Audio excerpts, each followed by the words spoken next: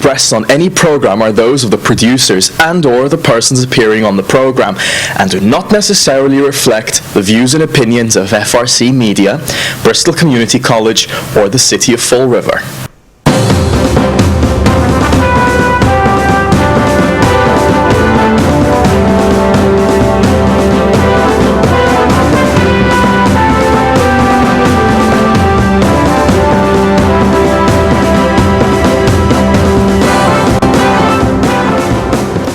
Well, hello. Welcome to Spindle City Straight Talk. I'm Chip. And I'm CJ. And oh crap, it's another Monday. It's Monday, but you know, earlier last week, Marc Dion posted a very interesting picture online.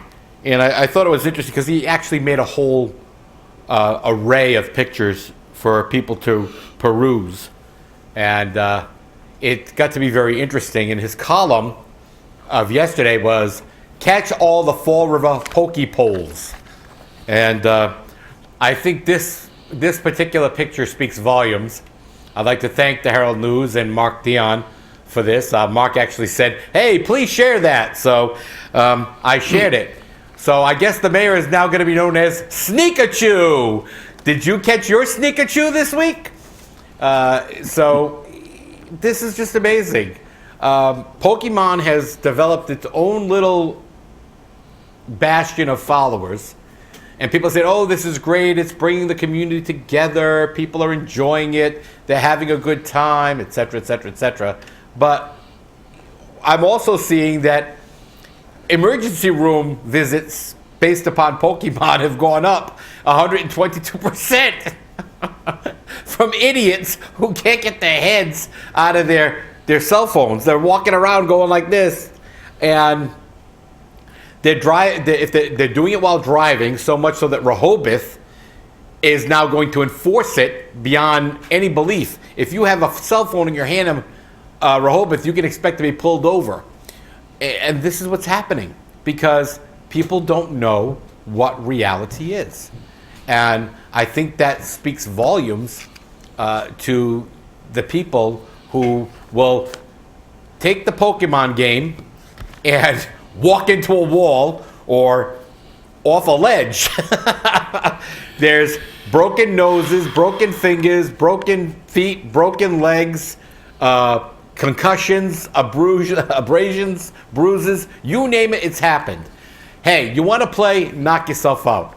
But please, don't literally knock yourself out, because that seems to be what you're doing. Oh, and one other thing, stay away from my property. Don't go in my yard. Till 12 o'clock at night, you people were going into my yard this weekend, looking for your Pikachus or, you know, Salazars or whatever you want to call them. It's gotten to be ridiculous. And by the way, that is trespassing. And when you don't respect it, when you're asked not to come into the property, that's a problem. Well, you know, I mean, this is an indication of what's happened to the society. I'm reminded of the speech that Teddy Roosevelt gave about the demise of the great Roman Empire when its electorate stopped voting and keeping their government honest and honest government? Well, you know, they had a pretty inclusive, you know, they were very active in the government the way it was structured. And as he said then, he said, you know, they began to become hedonistic, and all they worried about was entertainment, and they went to the Roman circus, and they did, you know, they were, you know, they had, you know, they were partying and having a good time, and this is what's unfortunately happening. I mean, we look at this, and we look at what's happening throughout the world. A coup, an attempted coup in Turkey, you know, the catastrophic incident in Nice, the shootings in Baton Rouge. All these things happen, and one of the biggest news items is people walking around looking at their phones. I mean, school children today don't even make eye contact. I've had teachers tell me that these kids today don't make eye contact. They spend so much time looking at their phones and their tablets and dealing with reality shows and video games that they've completely lost touch with reality. And I don't see this as a a diversion. This has become an obsession with people. And, it bothers me because people, they're dumbing down the society, and this is another way to dumb them down, keep them staring at that ridiculous fictional creatures and having them walking around searching for these fictional creatures while the country goes down in flames. And they're upset, but then again, they're not upset enough to be educated and to learn. They've dumbed the country down intentionally. They divert everybody's attention from what's going on. And, this is, it's just another symptom. It's not the root cause, but the root cause is that people no longer, in the old days, they had newspapers. They didn't even have televisions. They didn't even have radios. And people basically had the newspapers, and they were forced. I think it's a tragedy that today's high school students have vocabularies that are almost 20,000 words less than they did 25 years ago. I think this is intentional. People, maybe I'm a conspiracy theorist, but the fact is, one of the ways to control people is making them stupid. This is, and no, it's the truth. I mean, all you have to do, if you don't learn from history, you're doomed to repeat it. Why do you think we had the Dark Ages in Europe when the church made it a crime to know how to read and write for anybody but people who were priests? That's because then they could tell them anything. They could tell them the world was flat, that everything that happened was because of some divine intervention. And Rob Melian was Messiah. And they frowned on science. They burned people as heretics. And if you look at every major rise of a controlling interest, be it the church or fascism with Hitler, what's the first thing Hitler did? He burned the books and he imprisoned all the intellectuals. Because the reality is, the most dangerous thing a government can have is a well-educated and involved electorate. So that's my little stump speech for today. But everybody can go around like laughing at this thing, and I'm not laughing. I look at it and I shake my head in amazement that people are, they've become so insulated from reality that they live in a world of caricatures. It's ridiculous. Well, and that's going to lead us into our favorite portion of the show. Uh-oh. Screw you, taxpayer! As we always love our... Yeah, if you got a screw you TIFS, you can, everybody will be in favor of it. Well, it's amazing because Amazon cannot find a soul in Fall River. They have to go to Rhode Island and to other communities throughout the Commonwealth. And I said in the Weekend Flush, and by the way, if you don't get the Weekend Flush in your email, you can either read it online on South Coast Media or Spindle City Straight Talk's Facebook page, or you can sign up to receive it via email. But I spoke about this very clearly. You, the taxpayer, are paying for Amazon employees. One way or the other, whether they are in Fall River or Warren or Providence or Cranston or Boston, if they're traveling here. And, I'm sorry to burst your bubble, Linda. I'm sorry to burst your bubble, Ray. I'm sorry to burst your bubble, Joe Camara. But you voted for this $10 million TIF for jobs. Like you vote for every TIF. Oh, we can't vote against it because it's about jobs. Well, guess what? Job production, 0. And they turn around and they say, oh, well, the people that are going to travel here from Providence and from Boston, they're going to bolster our economy. No, you're going to have a few select businesses. In total, Amazon received $13.25 million to build this warehouse. You know how much the warehouse cost, according to Amazon? Less than $10 million to build. They made a profit on building this warehouse. That's the way to do business.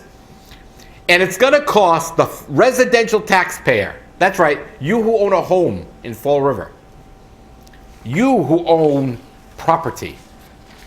Per employee hired, whether it be from Fall River or from Rhode Island or anywhere else, it's going to cost you per person. Let me bring this up because I want to have the exact amounts of money, because if we don't have the exact amounts, we're very upset about that.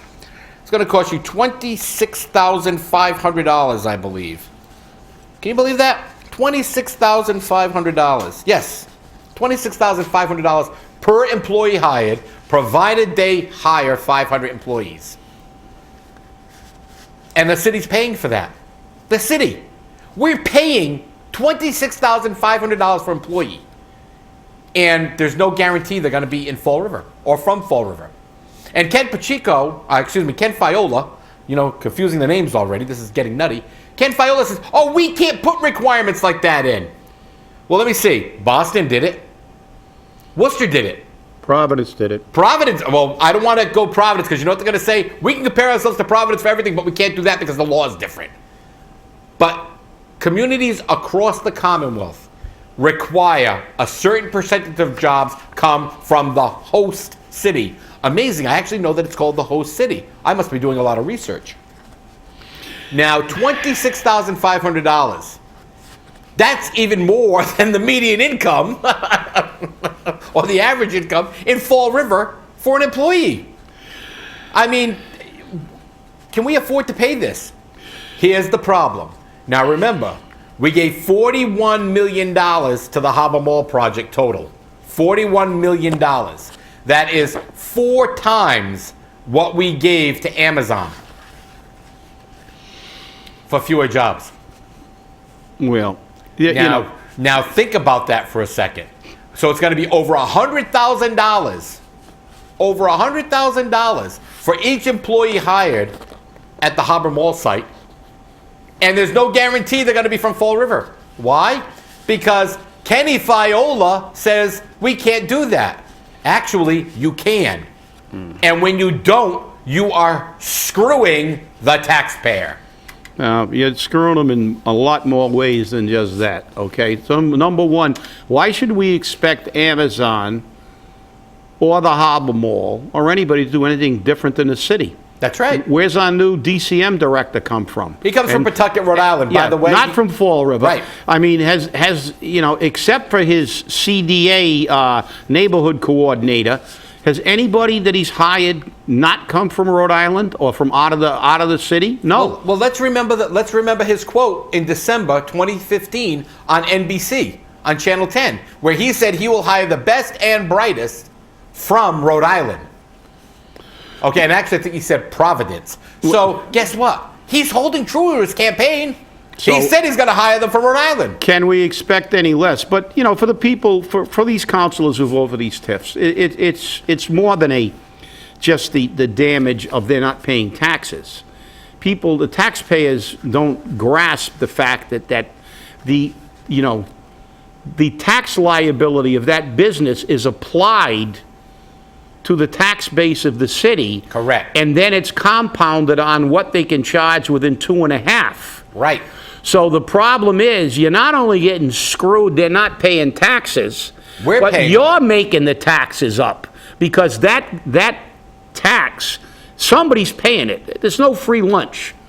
Everybody talks about they're getting they're not paying any taxes. Why not lose it? No, you got the double whammy, because you're not only not getting jobs. Now, how many TIFs have we given out, and how many times have we seen us skyrocket from the bottom 3 in unemployment because of a giant TIF? Never.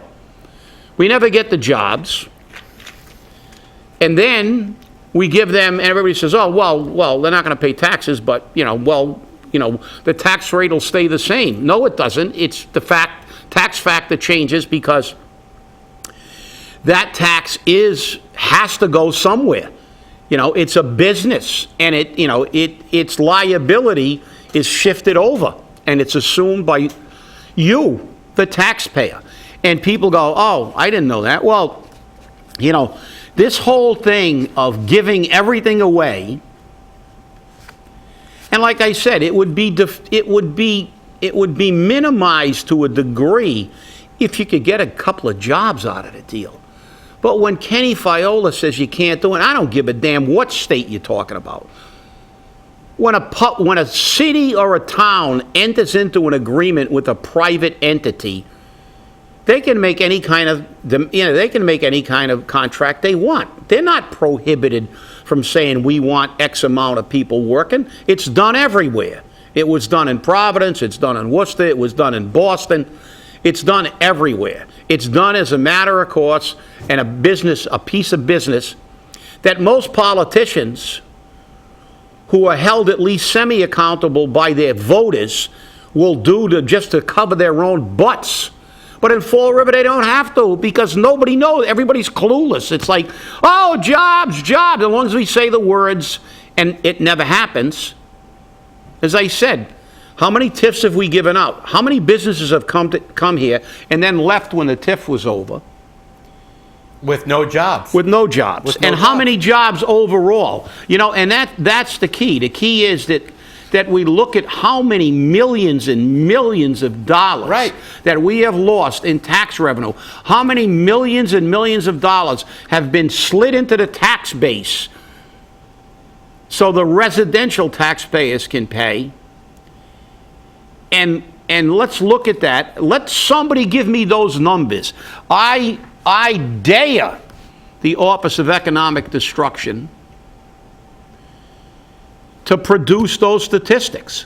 Show me how many jobs we've gotten over the last 20 years and how much of a tax break these companies have gotten and how much has been applied to the tax base, that the residential tax base. Nobody wants you to know those numbers.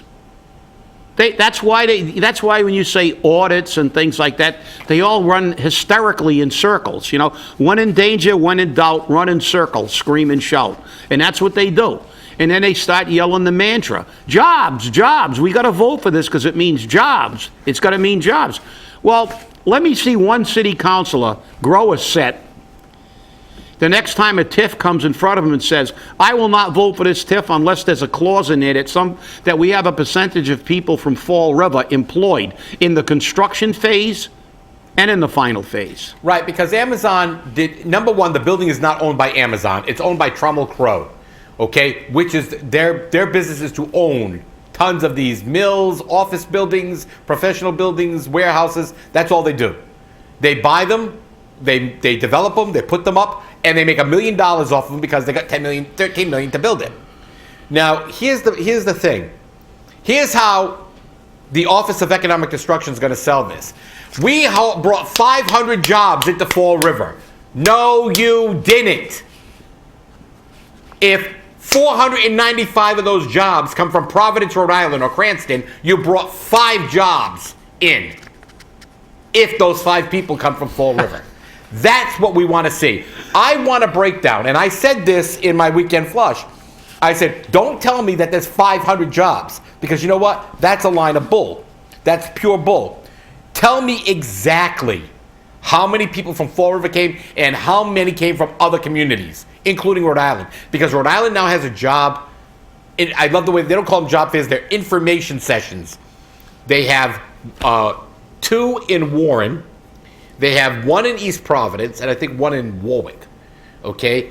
And they're going to be holding them to recruit people to work at $12.85 an hour or something along that line, $12 to $14 an hour. But again, when we're talking about 500 jobs, because all the city councils, Linda Perez is going to go, yeah, see, we brought 500 jobs. Linda, how many people from Fall River were there? Oh, I don't know. Well, then we didn't bring any jobs. Because if you can't say how many, even when the Office of Economic Destruction has to answer to the federal government, I've seen the reports. It doesn't say that they came from Fall River. It just says 40 people were hired. Big deal. 40 people. Where did they come from? And to think that they're going to travel here 10, 20, 50 miles or more to get to work and think they're going to stay here? They're going to build up Fall River's economy? No. A few businesses around Amazon warehouse may benefit with a few extra sales, the coffee shops, which is the Dunkin' Donuts, or the restaurants, the fast lunch places. There'll be very little. The $12, right. Look, Everybody knows one thing. Amazon was all over the news a while about being They one still of the, about one of the worst places in the world to work. Right. And they don't pay. They work their people like slaves. So I'm going to tell you something. Nobody's making a lot of money. Number one, do you know where the place is located? Take a ride. It's in the middle of nowhere. That's right.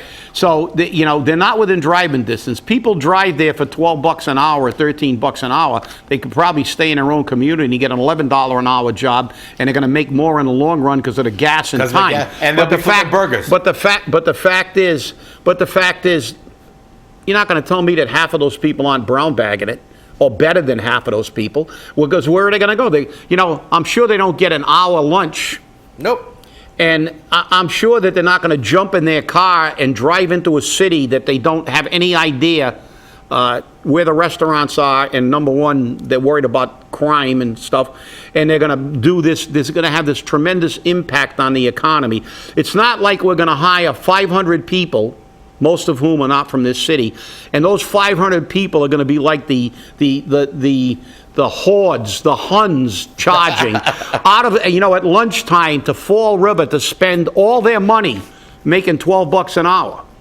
Come on, this is the problem. I mean, they con the people so much. They spin such myths. What did Goebbels say? That's right. You tell a big lie. You tell a lie that's big enough, often enough, and people will begin to believe it. That's right. And I mean, let's just look at the facts and the truth. And I know everybody hates that because when we say it's so negative. It's the truth, and like I've said before, and I continue to say, the truth doesn't take sides. The truth is the truth.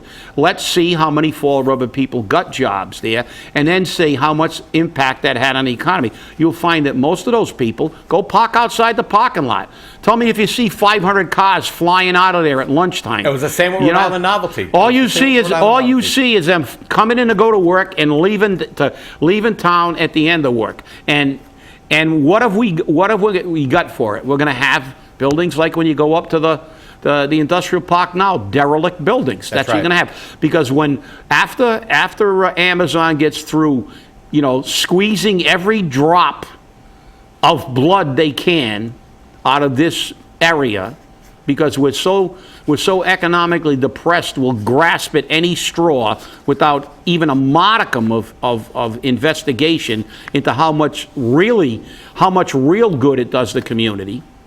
And how much negative impact versus its negative impact.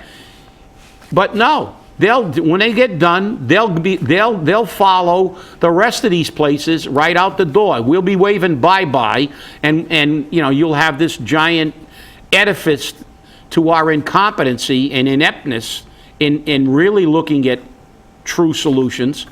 And that's the way it's going to, we all know how this story's going to end. We've seen it. We've seen this story. The only thing that changes is the name. That's right.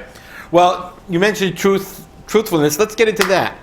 As many people know, on Friday, the mayor announced that he has a new DCM director. His name is Adriano Ponciano of Pawtucket, Rhode Island. By the way, Mr. Ponciano has zero zilch experience in everything the mayor said he had. The mayor said that he has a background in collective bargaining.